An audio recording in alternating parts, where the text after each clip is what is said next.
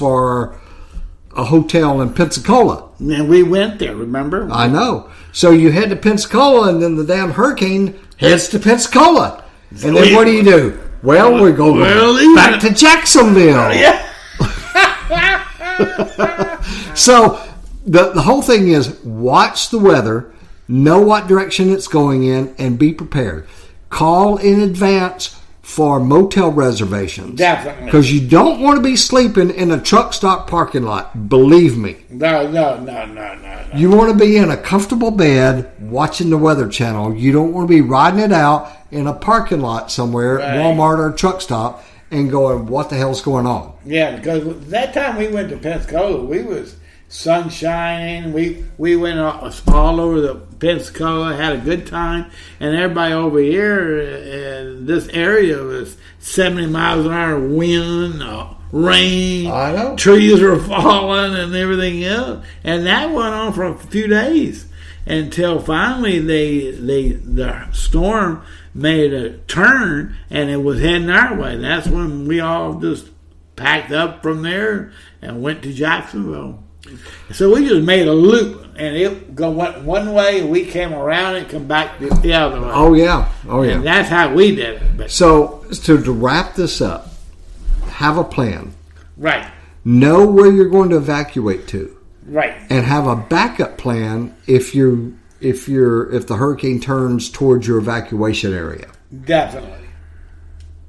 Use the most important things. Use the back roads to get around the interstate highways, because the interstate highways are going to be clogged up. They're going to be like 4, 5, 6 lanes backed up, bumper to bumper, dead stop. You don't want to do it. You don't want to deal with that crap. And it doesn't make no difference what time you leave either. No, because if they're all coming down from Miami, if they're coming up from Miami, Homestead, Fort Lauderdale, and all that, and they're heading, and you're like, we're in mid Florida.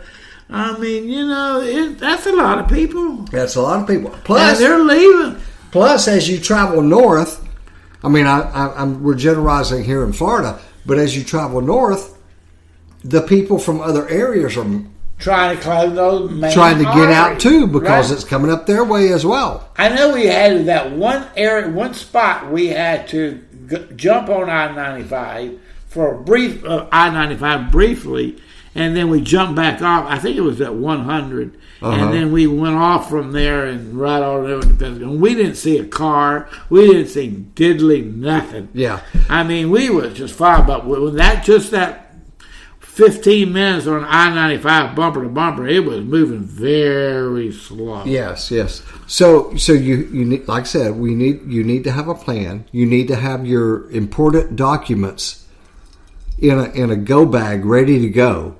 So you can grab your prized possessions, your photographs, or whatever, your important documents. You need to have that ready to go, load it up, and take it with you when and if you evacuate. Right. Now, here's the other thing. House. Do not put duct tape on your windows. It does not do any good whatsoever. Yeah, that's a redneck. It looks like a big freaking X on your window, but it doesn't do any good. Yeah, the advertisers for somebody can know they're gone. Right. So you either board up your windows with plywood, half inch to an inch plywood on your windows, or you get hurricane impact windows, right? Which we're getting into. So you don't have to board up your windows anymore, but you need to secure your house. Secure your yard, and anything your grill, your lawn chairs, anything that will fly. Believe me, folks, anything that you think of, you don't want it in your yard. You don't want this stuff flying around. And if your neighbor's got it, go over there and tell them, please move that. Right. But you have to secure your property. Make sure everything is not, so that you don't have stuff flying all over the place. We took all our furniture on the patio and everything and threw it in the pool. Because once it's down and it's floating in the pool, it ain't going nowhere. Right. So we just dumped everything in it. I figured, well, when I get home, I can pull it out and rinse it all off and then put it back. Right. And that's what we did. But that works real well. But yeah, you need to get everything that you can think of. You search your area and make sure if it can go, right? Flip. I mean, fly. It can be a flying object. Take your garbage cans and bungee cord them to something up against your house. Right. Secure all your exterior gates of your property. If your pool furniture, your grills, your patio, everything, all that stuff. Make sure that nothing's going to be flying around. I took years ago. I took the grill, the patio furniture, everything that's out on the back patio, and piled it in one pile, and took a big strap and wrapped it around it, put it up against the house. Nothing moved an inch. Yep, that's the best way to do it. That's the way to do it. Yeah, then that's the safest. But you do want to respect your other neighbors. And if you got some elderly people near you, help them. Yes. Give them the hand. I mean, go over there and say, hey, can I help you out? We're going to have a big storm. And I tell you, because, one of these days you're going to be there. Right. Well, that's what I do. I go across the street to my buddy Wayne. Hey, man, what can I do to help you? Yeah. Can you get any beers? You want me to whole carry over for you? You're an elderly old dude. Let me help you out here. I go with that one. Cheers. Cheers. I'm beginning to like this kind of show. That's a good old fashioned. That is very good. It's very good. Yeah, with Gentleman's Jack. If I say so myself. Yeah, it's excellent. All right. So we talked about poke bowl. We talked about hurricane. Get your shit together, folks. If a hurricane's coming, don't freak out.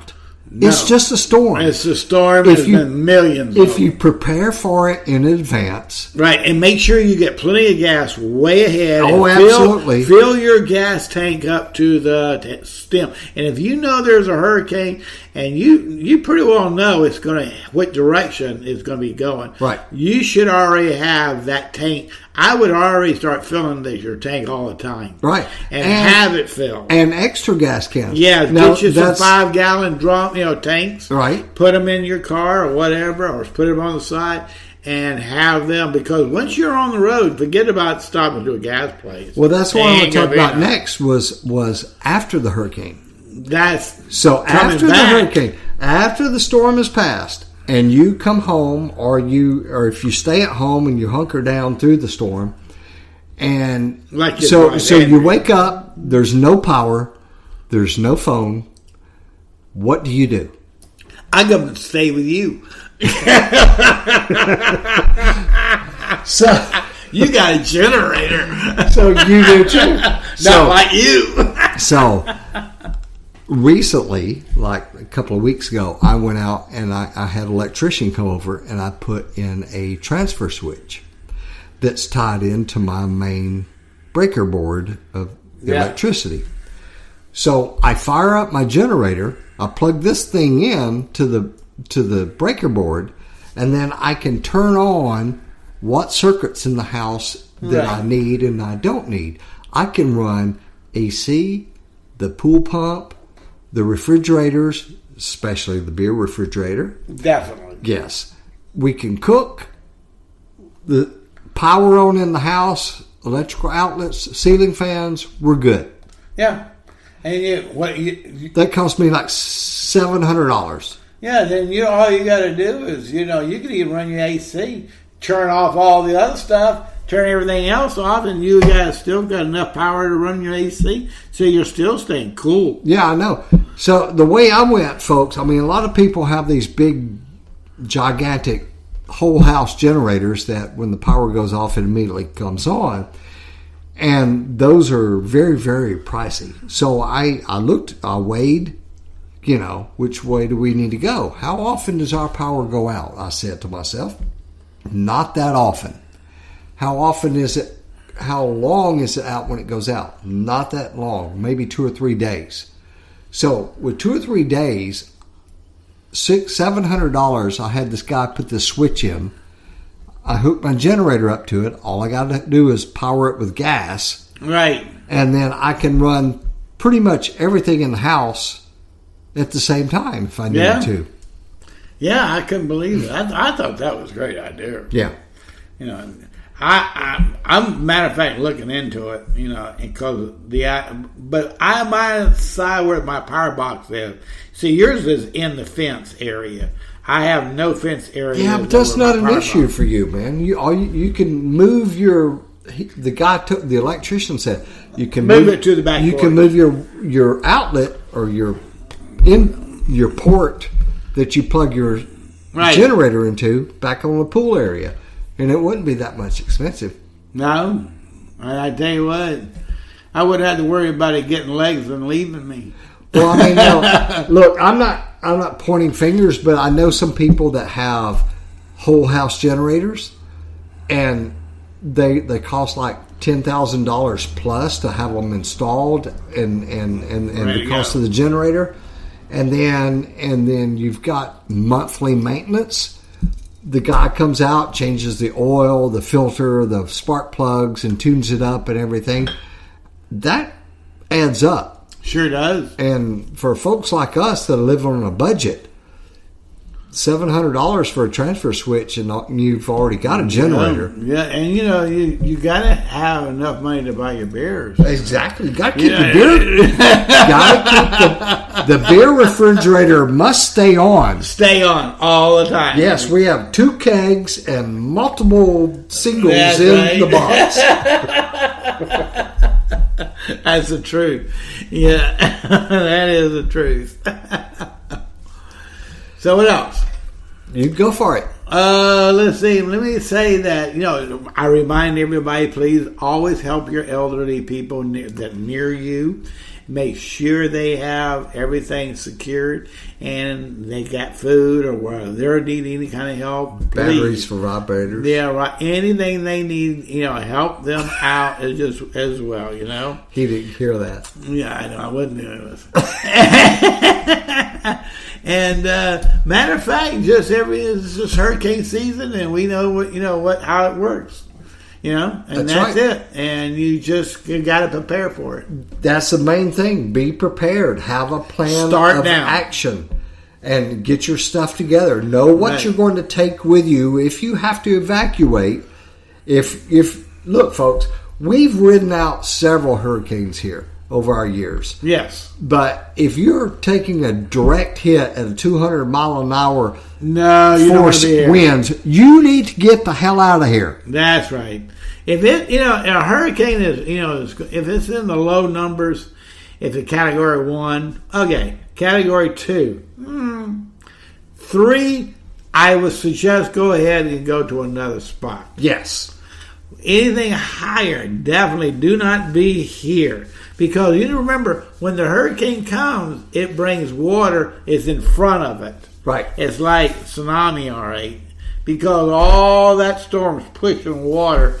So not only you got the rainwater, the winds, but you also have, if you're on the East Coast like we are, you got to think about all that ocean water. Right. Where is it going? What's it going to do? Back when I was a kid, it flooded New Smyrna Beach back in the early 50s. And I think it was probably 55, 56. It flooded the whole beach side. And I remember my dad get some friends of them, put us in a boat, because we lived on the beach side at that time. And we came right on back over to the mainland area. And but things like that happen. So you got to remember, there's water going with it. That's right. So if it's a higher category, you want to be going. Absolutely. Have a plan. Have your stuff together. Know what you're going to take with you. And make reservations far in advance. Look, folks, let's say a hurricane is coming towards you. You can make reservations away from the hurricane, and it doesn't cost you anything. Right.